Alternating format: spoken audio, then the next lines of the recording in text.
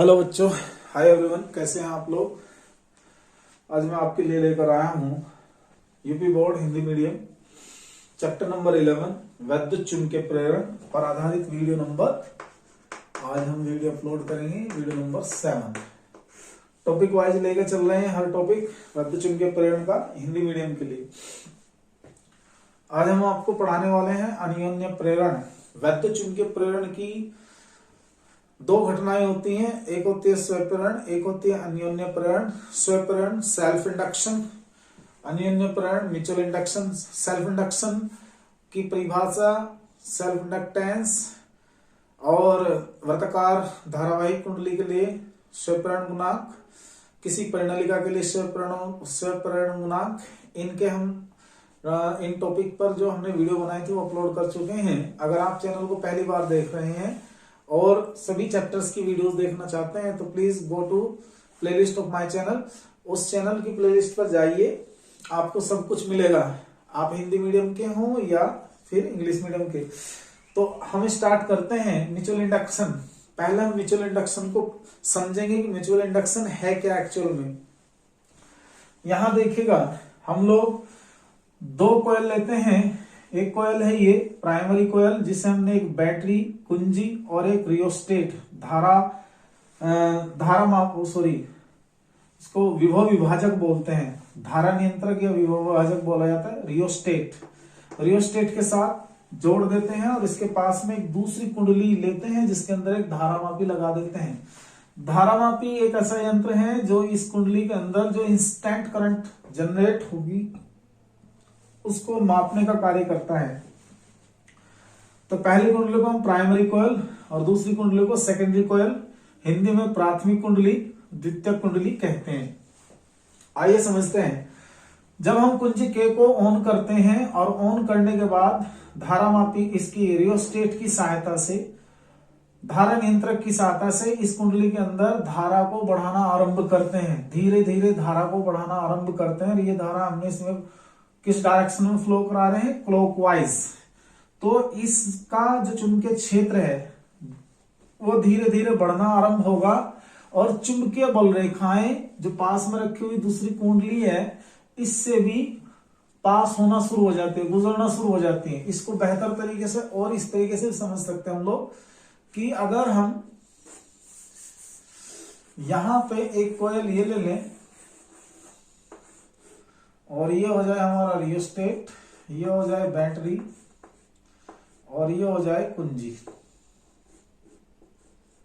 इसके साथ कनेक्ट कर दें और साथ में हम एक दूसरी कॉइल यहां लगा दें ये इस टाइप से, और इसका संबंध हम कर दें गैल्वेनोमीटर के साथ। ये देखिए, ये गैल्वेनोमीटर हो गया यहां G और ये हो गया हमारा रियोस्टेट RH, जिसकी सहायता से हम धारा को परिवर्तित करेंगे।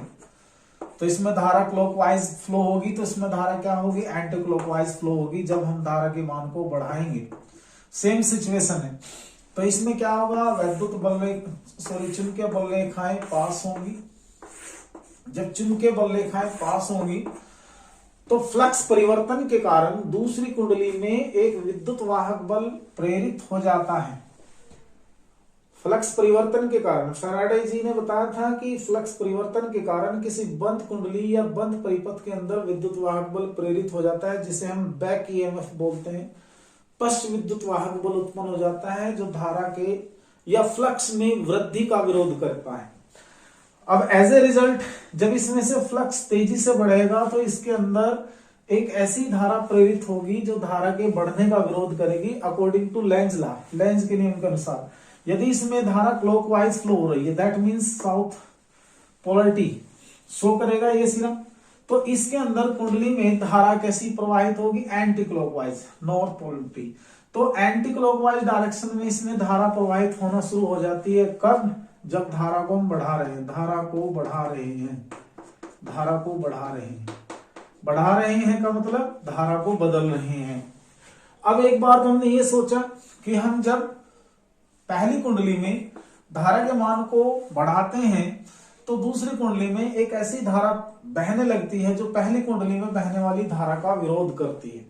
अब हम इसको दूसरे तरीके से सोचते हैं। अब हम धारा को क्या करना शुरू करते हैं, रियोस्टेट की सहायता से। जो हमारा ये विभव विभाजक है, धारा नियंत्रक है, इसकी सहायता से हम धारा को घटा रहे हैं। धारा को घटाना शुरू कर देते हैं तो धारा क्लॉकवाइज डायरेक्शन में बहते हुए कम होना शुरू हो जाती है, घटना शुरू हो जाती है। तो जब ये धारा कम होना शुरू होगी तो जो कुंडली है इससे गुजरने वाले चुंबकीय बल रेखाओं की संख्या कम होगी, घटेगी। चुंबकीय बल रेखाओं की संख्या जब कम होगी तो इससे फ्लक्स कम होगा, इससे फ्लक्स कम होगा तो फ्लक्स परिवर्तित होगा। बट उस फ्लक्स के परिवर्तित होने पर धारा की दिशा अब की बार ऐसी होगी जो धारा के घटने का विरोध करेगी, और इसकी दिशा धारा की पहले से विपरीत दिशा में होगी। पहले से क्या होगी, विपरीत दिशा में होगी, पहले से विपरीत दिशा में होगी। देख सकते हैं आप, आगे दिखाऊंगा। इस टाइप से पहले की विपरीत दिशा ये वाली ऐसे बहना शुरू होगी, और ये विपरीत दिशा में, इसका जो संकेतक है विपरीत दिशा में हो जाएगा।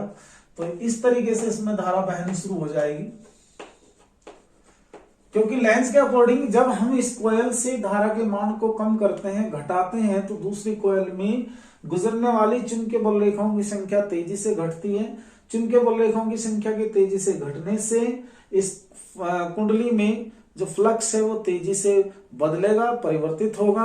According to Lenz law, Lenz नियम के अनुसार जब इस कोयल से चुंबकीय फ्लक्स तेजी से परिवर्तित होगा तो इसके अंदर एक ऐसा प्रेरित विद्युत वाहक बल उत्पन्न होगा जिसके कारण उत्पन्न धारा, जिसके कारण इंड्यूस्ड करंट, इसमें जो घटने वाली धारा है उसको बढ़ाने का प्रयास करेगा। यानी कि दोनों ही सिचुएशन में, चाहे धारा बढ़ा रहे हो चाहे धारा घटा रहे हो, दोनों ही स्थितियों में दूसरी कुंडली में धारा प्रेरित हो जाती है, जो किसके कारण उत्पन्न होती है, प्रेरित विद्युत वाहक बल के कारण उत्पन्न होती है। तो विद्युत चुंबकीय, अब इसमें हमने एक बात पर पहुंचे, घटना तो ये विद्युत चुंबकीय प्रेरण की है कि विद्युत चुंबकीय प्रेरण की घटना में हमने देखा कि इस पहली कुंडली में जब हम धारा को बढ़ा रहे हैं तब भी इसके अंदर धारा उत्पन्न हुई है। वो धारा इस कुंडली में बढ़ने वाली धारा का विरोध कर रही है। जब हम इस कुंडली में बहने वाली धारा को कम कर रहे हैं तो इस कुंडली से फ्लक्स परिवर्तन होगा, विद्युत वाहक बल उत्पन्न होगा, परंतु अब की धारा ऐसी होगी जो इस धारा के घटने का विरोध करती है। तो हम एक निष्कर्ष पर पहुंचे कि भाई अगर पास पास रखी हुई दो कुंडलियों में से किसी एक कुंडली में धारा के मान को बढ़ाया जाए या धारा के मान को कम किया जाए या धारा के मान को परिवर्तित किया जाए, तो पास में रखी दूसरी कुंडली में एक विद्युत वाहक बल प्रेरित हो जाता है। इस घटना को हम अन्योन्य प्रेरण कहते हैं, म्यूचुअल इंडक्शन कहते हैं। और इस पहली कुंडली को प्राथमिक कुंडली और दूसरी कुंडली को सेकेंडरी यानी कि द्वितीयक कुंडली कहते हैं। तो अब हम इसकी डेफिनेशन देंगे, विद्युत चुंबकीय प्रेरण पर आधारित अन्योन्य प्रेरण की परिभाषा। तो क्या लिखेंगे, अतः विद्युत चुंबकीय प्रेरण की वह घटना, वैद्युत चुंबकीय प्रेरण की वह घटना, वह घटना जिसमें पास पास रखी गई दो कुंडलियों में से किसी एक कुंडली में धारा परिवर्तित करने पर या धारा का परिवर्तन करने पर, धारा को बदलने पर, चेंजिंग बाय करंट, धारा का परिवर्तन करने पर दूसरी कुंडली में एक विद्युत वाहक बल उत्पन्न हो जाता है, विद्युत वाहक बल उत्पन्न हो जाता है,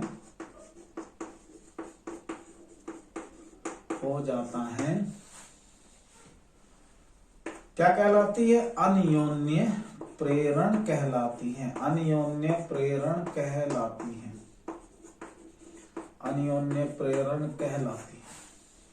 पहली कुंडली को पहली कुंडली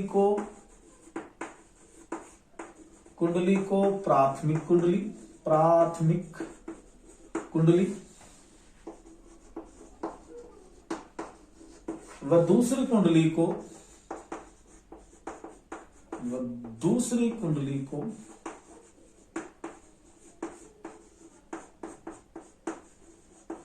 द्वितीयक कुंडली कहते हैं।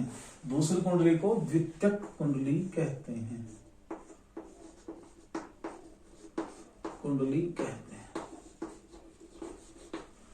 ओके बेटा, इसको नोट कर लें। ये इसकी परिभाषा है, एक्सप्लेनेशन मैंने आपको बता दिया है, करिएगा नोट।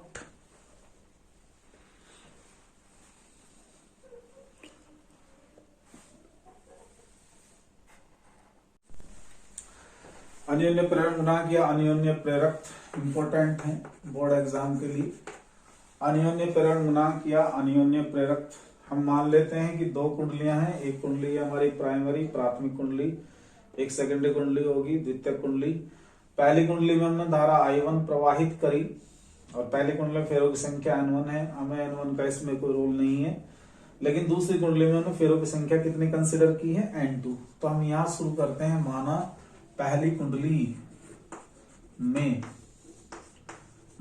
कुंडली में धारा I1 प्रवाहित करने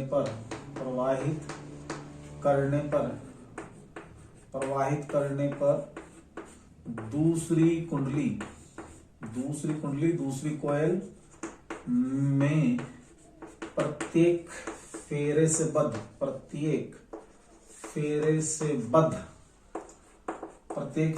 बद्ध चुंबकीय फ्लक्स कितना है, वह है हमारा Φ2 है। तब दूसरी कुंडली से गुजरने वाले फ्लक्स ग्रंथिताओं की संख्या N2 Φ2। फ्लक्स लिंकेज, दूसरी कुंडली का फ्लक्स लिंकेज अर्थात दूसरी कुंडली में फ्लक्स ग्रंथिताओं की संख्या पहली कुंडली में बहने वाली धारा के समानुपाती होगी। N2 Φ2 it should be equal to capital M I1। यहां पर कैपिटल M, यहां बता दीजिएगा, यहां कैपिटल M दोनों कुंडलियों के बीच अन्योन्य प्रेरण गुणांक का मान है। यदि I1 किसी वजह से 1 एम्पियर ले लिया जाए, 1 एम्पियर हो तो capital M should be equal to N2 Φ2। अर्थात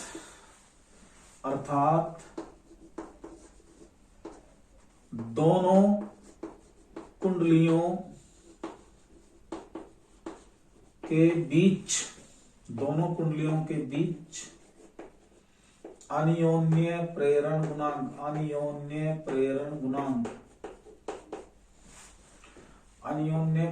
गुणांक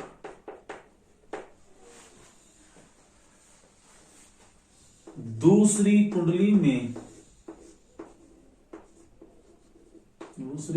में फ्लक्स ग्रंथिताओं फ्लक्स लिंकेज की संख्या के बराबर होता है, जबकि पहली कुंडली में धारा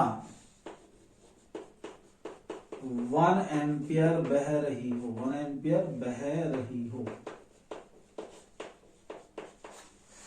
इसको नोट कर लेंगे। एक डेफिनेशन तो होगी फ्लक्स ग्रंथिताओं से संबंधित, एक परिभाषा होगी विद्युत वाहक बल की टर्म में। तो आप इसको नोट कर लें।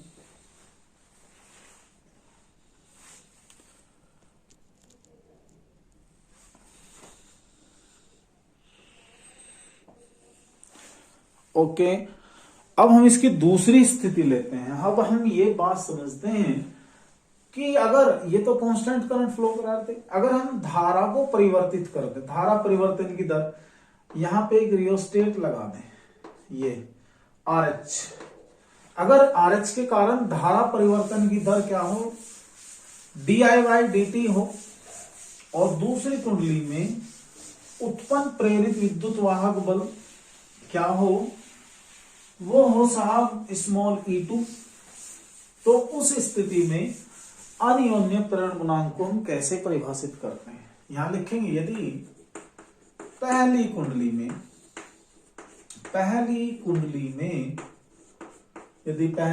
में धारा परिवर्तन के कारण दूसरी कुंडली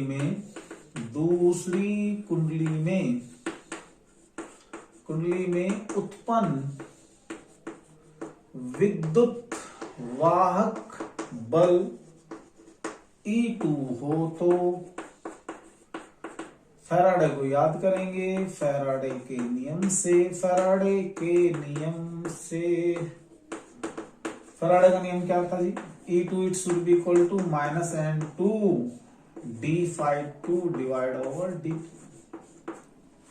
फैराडे साहब का नियम है, बिकॉज N2 कांस्टेंट है तो इसे अंदर लिया जा सकता है, mathematically it can be written as d/dt of N2 ∅2। But अभी हमने N2 ∅2 पढ़ा है capital MI1, so this term, ये वाली वैल्यू को, इस टर्म को हम इससे रिप्लेस कर देंगे, तो E2 हम पाएंगे माइनस का d/dt ऑफ MI1।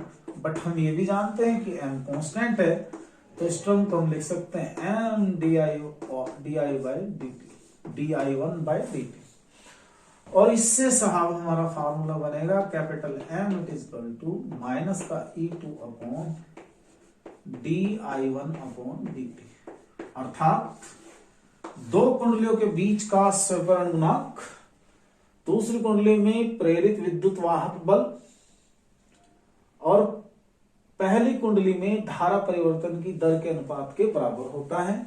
अगर हमें इसको परिभाषित करना है तो कैसे कर सकते हैं, परिभाषा कैसे देंगे, यदि di1/dt is equal to 1 ampere per second हो तो मोड लगा लेंगे हम capital M it is equal to mod of E2। अर्थात क्या मतलब हुआ इसका, अर्थात दो कुंडलियों के बीच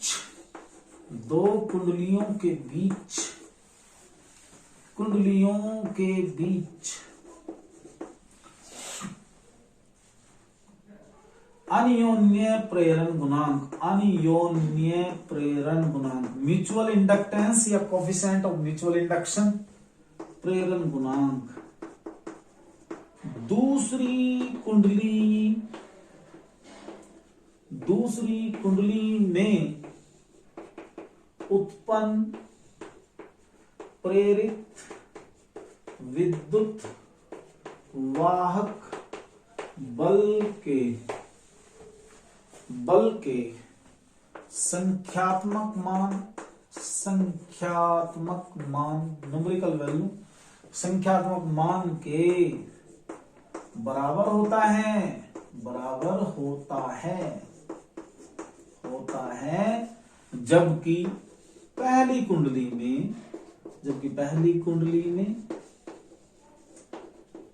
में धारा 1 एम्पियर प्रति सेकंड की दर से क्या हो रही हो, बदल रही हो। ये हो गया आपकी डेफिनेशन अनियोन्य प्रेरण गुणांक की। नोट कर लीजिएगा जरा इसको।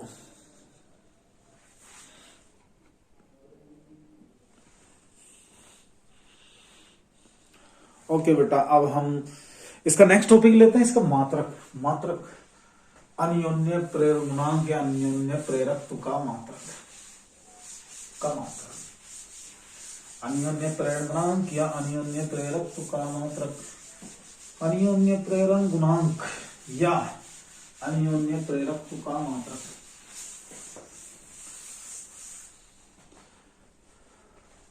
अन्योन्य प्रेरण गुणांक या अन्योन्य प्रेरकत्व का मात्रक बात करते हैं यहां से, चूंकि हमने पढ़ा है we know that m is equal to mod of v2 divided by dei1 upon dt। तो मात्रक की बात की जाए, EMF किस में नापेगा? वोल्ट में, ti1 यानी कि धारा एम्पियर में, और dt किस में? सेकंड में। तो कैपिटल M साहब क्या बनेगा हमारा? Volt into second divide by ampere, जिसे हम लोग हेनरी बोलते हैं, हेनरी। और बेटा एक मात्रक और बन सकता है इसका, वोल्ट पर एम्पियर क्या होता है? वो होता है ओम सेकंड। इसका एक मात्रक और होता है वोल्ट पर एम्पियर इंटू सेकंड में ओम सेकंड, भी सी का मात्रक है। एक मात्रक फार्मूले से ये है, एक मात्रक जो बेसिकली किससे जाना गया है? हेनरी से जाना गया है, और एक मात्रक है इसका ओम सेकंड, याद रखिएगा। अब इसकी हम लिखते हैं वीमा। वीमा भी पूछी जाती है आपसे, वीमा पूछी जा सकती है। तो वीमा कैसे फाइंड करना हम लोगों को देखें, इसे निकाल दे बेटा वोल्ट से। वोल्ट मात्रक है, मात्रक से निकालते हैं वीमा किसी की भी, वोल्ट पर एम्पियर। हम वोल्ट को लिख सकते हैं sir joule into second divide by joule per coulomb into ampere. Joule as it is, second as it is, coulomb को लिख सकता हूं ampere multiply second into ampere. देखना जरा, सेकेंड से सेकेंड कैंसिल होगा, ऊपर बचेगा जूल, जूल की डायमेंशन आएगी ml² t-2 और एम्पियर की a इंटू ए। सोल्ड करेंगी तो डायमेंशन बन के आएगी ml² t की घात -2 a की घात -2। आप इसको नोट कर लेंगे, बाद में बात करते हैं।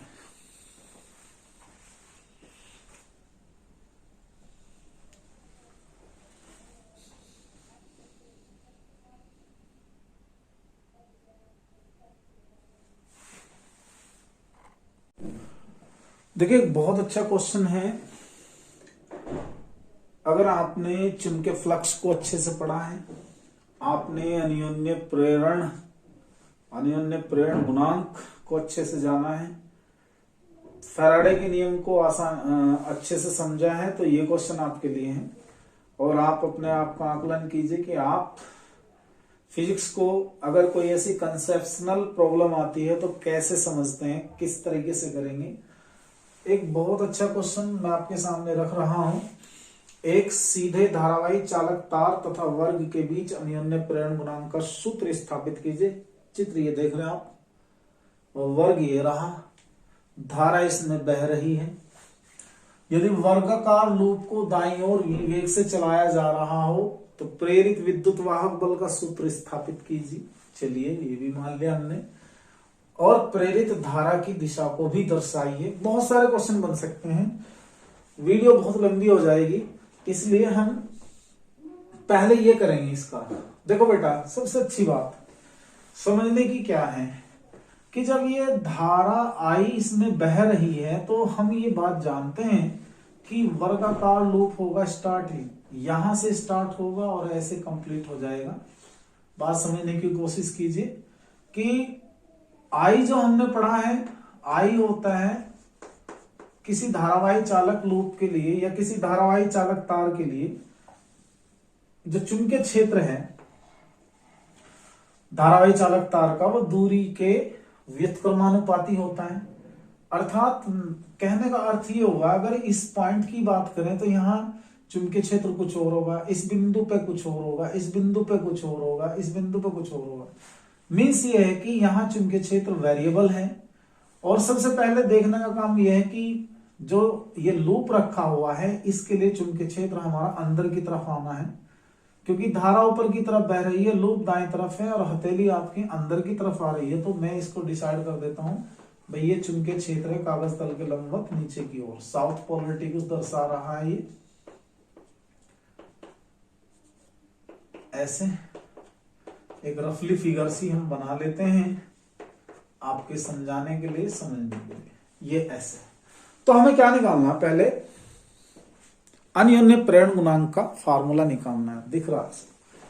तो बेटा इसके लिए हम क्या करते हैं कि इस वर्गाकार लूप के अंदर एक बहुत छोटी स्ट्रिप कंसीडर कर लेते हैं। ये एक पट्टी मान लेते हैं जिसकी थिकनेस जो है या जिसकी चौड़ाई जो है वो dr है और इसकी दूरी है स्मॉल r। इसकी दूरी क्या है बेटे, स्मॉल r है। देख लें आप कैसे समझना आपको।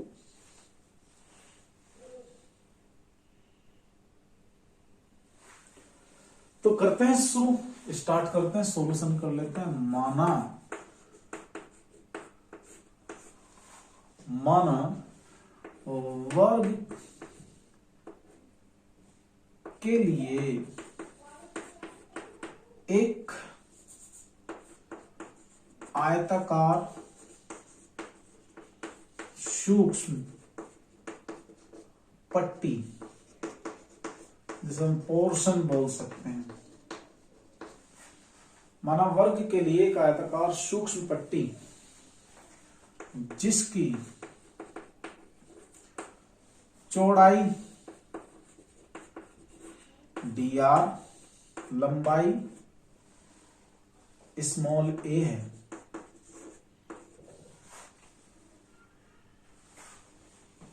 चित्रानुसार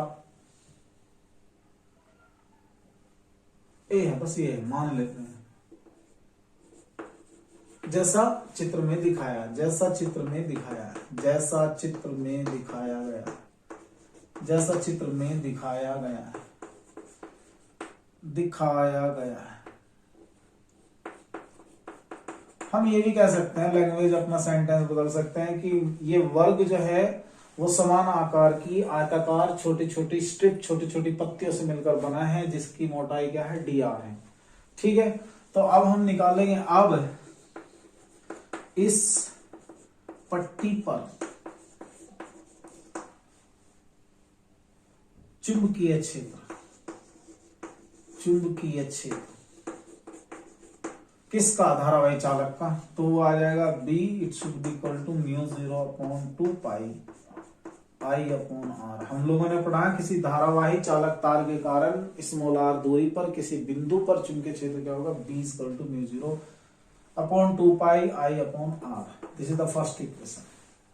अगर मुझे अन्योन्य प्रेरण गुणांक निकालना है तो मुझे एक चीज ध्यान रखनी पड़ेगी, मुझे फ्लक्स ज्ञात करना पड़ेगा। अब हम निकालेंगे अब इस पट्टी से, इस स्ट्रिप से, स्ट्रिप बता देंगे, से गुजरने वाला चुंबकीय फ्लक्स, गुजरने वाला चुंबकीय फ्लक्स, इस पट्टी से गुजरने वाला चुंबकीय फ्लक्स निकालेंगे। It should be d five, it is equal to BdA cos. ऐसा कर लेते हैं क्योंकि ये ओपन सरफेस है, वर्ग कैसे खुली आकृति होती है, तो खुली आकृति के लिए हम एरिया वेक्टर जो क्षेत्रफल सदिश है उसी डायरेक्शन में मान सकते हैं जो डायरेक्शन चुंबकीय क्षेत्र की है। तो चुंबकीय क्षेत्र की डायरेक्शन क्या, अंदर की तरफ, कागज तल के लंबवत अंदर की ओर है, तो हम लिख सकते हैं BdA cos ऑफ 0। तो इससे हमारा बन के आएगा BdA, तो d5 it should be equal to, B की वैल्यू लिखेंगे μ0/2 pi I upon R, B की वैल्यू, बट DA क्या होगा, सिंस DA होगा लंबाई गुना चौड़ाई, लंबाई कितनी है A, चौड़ाई कितनी है dr, तो हम यहां लिखेंगे स्मॉल a dr। ओके, आप इसे यहां तक नोट करें।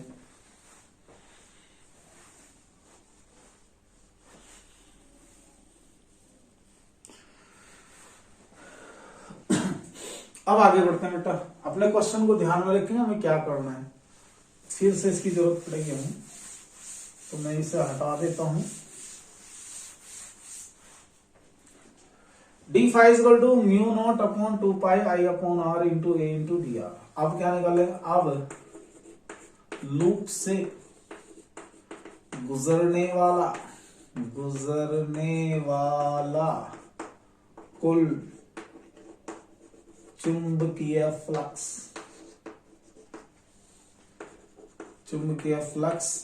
जिसको हमें क्या करना पड़ेगा, इंटीग्रेट करना पड़ेगा। Phi is equal to integration of d5 और इंटीग्रेशन ऑफ d5 में mu naught 2 pi I upon R A D R. तो phi should be equal to, यहां से हम निकाल लेंगे mu not I A upon 2 pi, mu not I A upon 2 pi integration D R upon R. और इसकी limit तो भरेंगे ब्रदर, ये कहां से स्टार्ट हो रहा है, x से, और कहां तक जाएगा, ये डिस्टेंस होगी x यहां तक, और यहां से यहां तक की डिस्टेंस होगी x प्लस ए।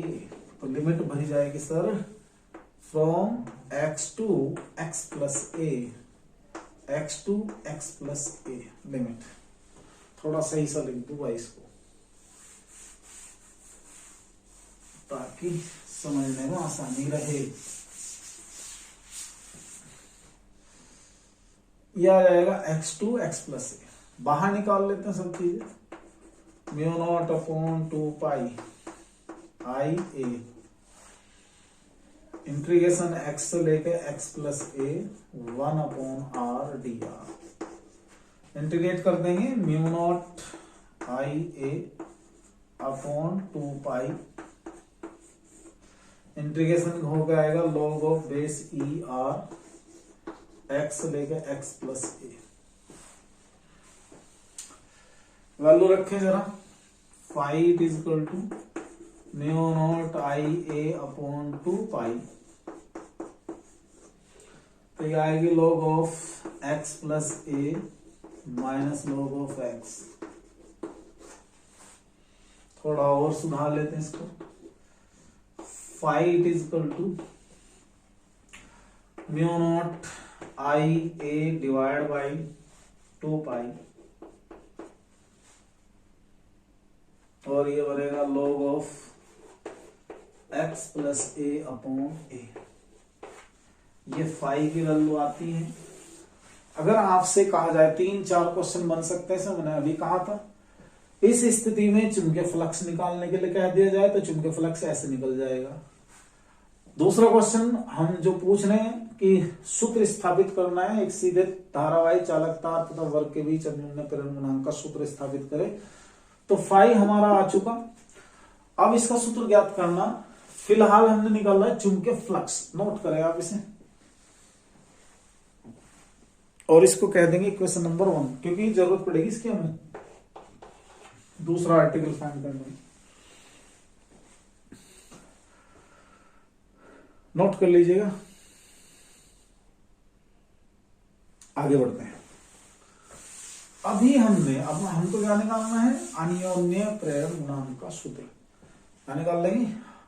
चूंकि अभी हमने पढ़ा है कि m जो है हमारा, एम आई जो है वो किसके इक्वल था, एन फाइव के। इसमें फेरों की संख्या नहीं है, फेरे इसमें 1 है, तो क्या लेंगे हम 5 ओनली। तो हम वहां से उठा लेते हैं बाई इक्वेशन 1, पहली इक्वेशन से capital M I, it should be mu not I A divided by 2 log of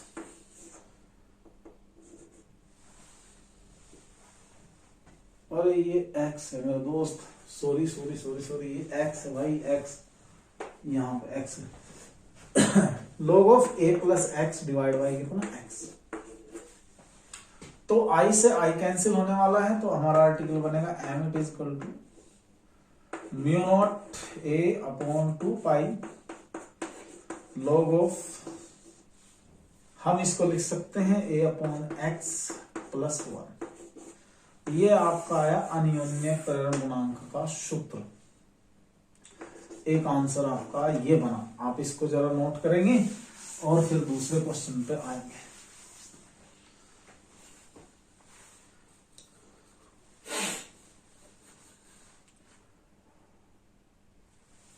सीधे तार धाराएं चालकता तथा वर्ग के बीच अनन्य प्रेरण गुणांक का सूत्र आपका स्थापित हो चुका है। अब हम करेंगे यदि वर्ग का लूप को दाईं ओर विवेक से चला जा रहा हो।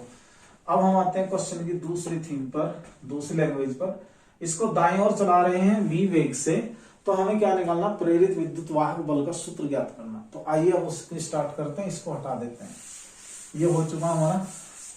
अब बेटा इसका देखो सेकंड पार्ट। सेकंड पार्ट हम शुरू करने वाले हैं कहां से, इस सूत्र से। दूसरा भाग करेंगे, चूंकि हमने पढ़ा है mod of E it is equal to D five by D T. ध्यान दीजिएगा, mod of E is equal to D five by D T. Five की वैल्यू हम पहले ही निकाल चुके हैं।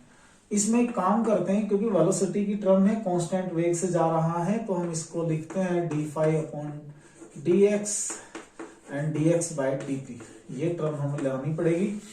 एज यू नो दैट, क्योंकि हमने पढ़ा है कि dx by dt it should be equal to velocity v, ये सबको पता है। तो we will find the value mod of it is equal to v d5 by dx। Use equation 1 का यूज कर लेंगे। mod of it is equal to v as it is d5 by dx, d by dx of 5 की value रखेंगे mu naught I A upon 2 pi log of,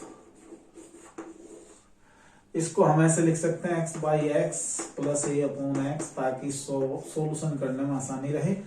जो constant term है इसमें mu naught I ए सब बाहर आ जाएगा। Mod of E it is equal to mu not I A V divide over 2 pi, और इधर बचा differential of log of 1 plus A by x.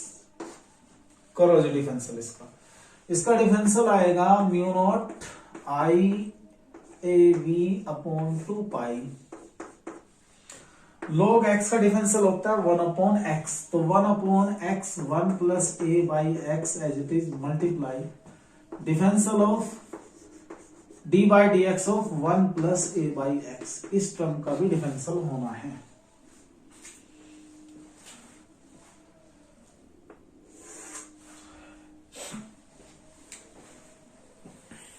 थोड़ा इधर को रुक कर दो भाई, जिससे हमारा ये थोड़ा स्पेस मिल जाए। Okay, mod of E it is equal to, क्या बचता है इधर, यार जगह नहीं बचने की, फायदा कुछ नहीं है। आप इसे बेटा ऐसा नोट कर लो यहां तक, ताकि मैं ऊपर से इसे मिटा दूं।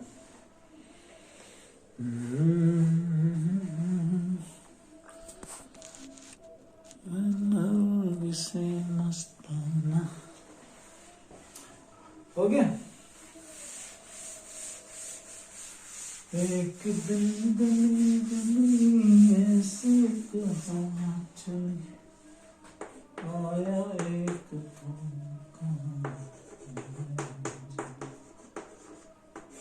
जोत को चुरा के ले गया, दिल दिल को बुझ गया, हो गई बातें जदा, हो गई बातें जदा। देखो जी, यहाँ मैं मोड ऑफ ई यहां से उठा लाता हूं mu naught I A V upon 2 पाई। यहां तक कोई दिक्कत नहीं। एक्स की इसमें मल्टीप्लाई कर लेंगे, x plus A upon total का x. Differential of 1 0, differential of 1 0, a constant है, एक्स का डिफरेंशियल क्या होगा माइनस ए अपॉन एक्स स्क्वायर। तो मोड ऑफ ई चल रहा है, ये हम पहले से ही ले रहे हैं, ये बाद में देखेंगे। हमारे पास आया है mu not I A V upon 2 pi multiply x upon A plus x multiply A upon x square. X से एक्स कैंसिल हो गया, जो कुछ बचा उसे देख लेंगे। तो mod of E it is equal to mu not I A square V minus I A square V upon आएगा 2 pi a plus x into x. ये आपका रिजल्ट बना मॉड ऑफ ई। ये आगे बढ़ते कुछ छोटा बनी mu not I A square V as it is 2 pi a plus x into x. ये हमारा आंसर है, इसको नोट कर लेंगे। थर्ड केस इसने कहा था कि विद्युत धारा की दिशा किधर को होगी, विद्युत धारा की दिशा। तो लेंज के नियम से धारा की दिशा अभी दिखाता हूं आपको। अब इधर देखिए, जब इसको हम दाएं तरफ ले जाएंगे तो इससे गुजरने वाला फ्लक्स घटेगा, तेजी से कम होगा। फ्लक्स जब तेजी से कम होगा, बाहर निकलते समय जहां पर चुंबकीय क्षेत्र की सीमा है, उस सीमा से बाहर निकलते समय इसमें धारा की जो दिशा है वो धारा की दिशा होनी चाहिए ऐसी जो बाहर निकलने का विरोध करे, यानी कि ऐसा चुंबकीय क्षेत्र पैदा करे जो चुंबकीय क्षेत्र ये है। ये चुंबकीय क्षेत्र कागज तल के लंबवत नीचे की ओर है, जो साउथ पोलरिटी से बना है। तो साउथ पोलरिटी के लिए धारा इसमें बहेगी क्लॉकवाइज। तो धारा की दिशा क्या होगी इसमें? क्लॉकवाइज। बाहर ले जाते समय धारा की दिशा क्या होगी? क्लॉकवाइज। क्लॉकवाइज मतलब धारा की दिशा दक्षिणावर्ती होगी, दक्षिणावर्ती होगी। ठीक है बेटे, आज के लिए इतना ही। देखिए, मेरा भरसक प्रयास है मैं आपको अच्छे और बहुत अच्छे क्वेश्चन कराऊं। मेरा चैनल नया है, आपसे रिक्वेस्ट है कि आप मेरे चैनल को सब्सक्राइब कर दें। अगर वीडियो अच्छे लगते हैं लाइक कर दें। Thanks for watching, thanks for being us, good bye.